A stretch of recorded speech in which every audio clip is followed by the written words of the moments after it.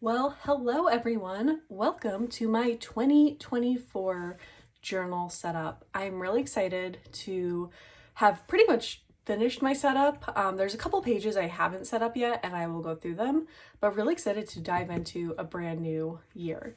Not as thick as my other journal yet. I know it will be, but yeah, let's dive in. So first off, I made a cover page. I did not do this last year, and this year I was like, I want to do a cover page. So we have Cozy Gray Library Reading Journal. I made this look like my letter board that I have in my library. And then these books are here. So I'm actually writing 4 books because I have 4 stories I've always wanted to tell. So I'm writing these books for me. And they don't have names yet, so we just have the cruise book, the lake book, the coffee book, and the secrets book, which I know what that means, but hopefully in the future you will all know as well. So then as I open this up, I have 2024 hopefuls. So these are books that I've either one I have already read and they are publishing in 2024 and I want to give them a shout out. So like Last Call at the Local, Valley Verified, Red String Theory. Those are the only ones yet. I do have Catching Feelings and The Breakup Tour. Again, if I have this green, it means I've either read the book or I own the book. So this book was actually sent to me by Berkeley. I'm very excited to be a part of their partner program this year. And then Catching Feelings, I had been accepted on NetGalley technically in 2023, but it publishes next year, so it gets a little bit of a highlight because I'm really excited to read it. The 24 for 24 is based off of the 23 for 23, making sure that out of all the books I read, at minimum, and I know there's going to be more than probably 24, but I just want to make sure I'm reading at least 24 books by authors that are of other cultures and other races other than, cis white. So making sure it's, BIPOC authors, and I think this is absolutely doable for this year, but I want to make sure I capture them on this page.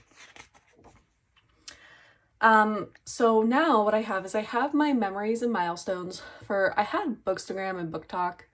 Really it should just be memories and milestones, but that's okay. So any YouTube ones will be in here as well, but just kind of highlighting things that really important happened. Things I'm really excited for that have happened this year, want to be able to capture that. And then my reading tracker. So instead of having a whole page where it's like, I read 5 books and this is how many pages and this is how many audio, I'm just going to condense it down to here, make it a little bit smaller. Yeah, really excited to be able to have this. If I can read 153 books, I'll be very impressed with myself. Next, I have my library, same thing that I had last year. I'm going to have all the different genres at the bottom, and then I'm just going to color in the books and write in the title with a genre specifically that they relate to. And I'm really excited to get this filled up. I always start in this upper corner, and I'll just kind of work my way over as I read everything. My book of the year for 2024. I thought about changing it up this year, but I like the layout. I like being able to print out the book covers and have them on here, make it a little bit pretty. So excited to see what that book will be. Next, I have my reading tracker and my genre tracker, and this is a change from last year. So last year, I did have like a reading tracker where I had how many pages I read and how much audio I listened to. And again, when I'm only filling it out on the weekends, there are times where I'm like, I don't remember how many specific pages or how long I specifically listened to something. But what I would also do is I would like listen to an audio in the car and then I'd come home and read a physical book and then I'd read a Kindle before bed. And so I'm like, how do I quantify that? So instead, I'm just doing the type of reading. So I'll have physical, audio, ebook, physical and audio, physical and ebook, audio and ebook, physical, audio, ebook, and then of course if I skipped. And then over here is my genre. So that's not going to change. I really liked looking back at the genres I read. And my goal this year is to read a little bit different genres than just romance, but I really like romance, so it'll mostly be romance. I also wanted to go ahead and capture Book of the Month reads and Aardvark. So I signed up for Aardvark Book Club for 2024, and I'm really excited to be able to say which books I picked or if I skipped a month, but really excited to see kind of what their picks are for this next year. I'm bringing back my NetGalley request tracker. I really loved it. Even when I had to make an X because I was denied, it's okay. It's just really interesting to see what books I requested and which ones I got accepted for, which ones I didn't, and just kind of what that statistic looks like. So I have, I think, 3 pages for NetGalley because I do request a lot of books, especially now that I have a Kindle, makes it a little bit easier to read. Next, I have my book clubs. Up here I have like different colors because I'm a part of 5 book clubs and I left a blank one in case I join a 6th one. But I have my Joyful Chaos book club, which is my Instagram friends. I have my Geomancers book club, which are some of my college friends. And then at my local bookstore, I'm part of the Banned Books book club, and then the Hopeless Romantics, which I helped start. And then I have my IRL book club, which are some of my friends from high school and people I used to work with. And then I have a blank one. But my goal is that as I'm reading the books, I can just kind of do different colors so that I know like which book club I read for. Now we have review of the books. So last year I was really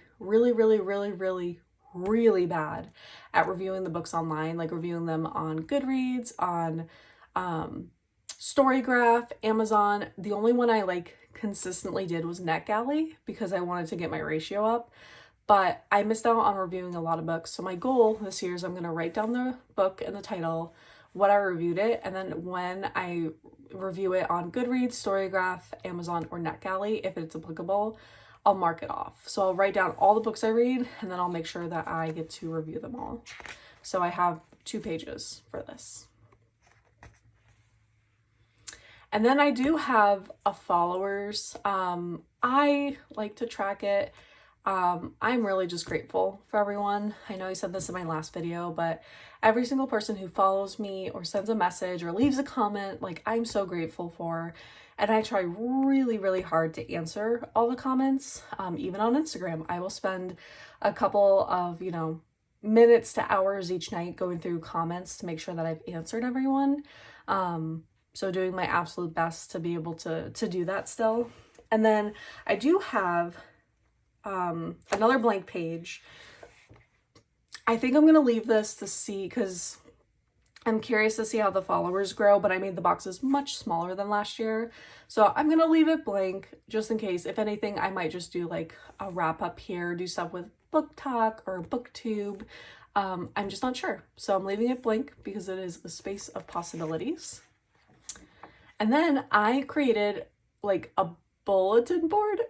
I created this bulletin board to track books that I was gifted, both physically and digitally, because I noticed this last year as I became more involved with the Bookstagram community. I would get sent a lot of books and I could not always remember if I bought a book, if I was sent a book, and I don't want to do that this year. I want to be able to look back and reflect on people who lovingly sent me some of their books or communities I'm a part of and just make sure I really remember that. So I did add the breakup tour here because I will be reading the breakup tour in 2024. I actually have the copy with me right here. Since I'm part of Berkeley's influencer program, they send me free books and this is one of them. So I'm very excited to read it, but I know I won't get to read it until the beginning of 2024. And then I have another page of blanks and here's my thought, and I just have to kind of think about it, sleep on it, but I think I'm going to make some pages that talk about the communities I'm a part of. So the Forever, I got accepted as a Forever Book Friend program. I'm part of Simon's book program, Berkeley's, Source Books. There's definitely a few others that I'm just completely blanking right now. And so I think it'd be really interesting to talk about like, here's the community I'm a part of and like how that plays out, but I just don't know what that'll look like. So this is blank for now, and that's okay. And next we have my January page. So I got rid of the calendar because again, it was getting so complicated when I read like 3 books at once and then I take breaks. I'm too chaotic for a calendar. I don't have dedication. I will read half a book, jump to another one, then come back and finish it. So here's just a list of potentially 18 books I could read. And if I need to continue it over here, I can. But what's different this year is instead of doing February, I'm doing a January wrap up. So I can kind of reflect back on how the month went, you know, what genres I read, what was my favorite book, stuff like that. So really taking it from M Plans, and I will definitely link her and my other friend, Knit Plan Jess, in the comments, because, or I guess in the description, because I really admire them and they're two of my favorite people to watch on YouTube and to talk to on Instagram, anything about like book planner related. And then I will start with my reviews on this page. And then that's it. That is what I have set up for 2024. And I'm really excited for this journey, and I'm excited to join all of you on your reading journeys. And definitely subscribe, like, leave a comment. If you don't follow me on Instagram, I'm very active on there. It's Cozy Gray Library, and give me a follow, send me a message. I love talking with everyone. So I hope you all have a really great new year, and I am excited for 2024.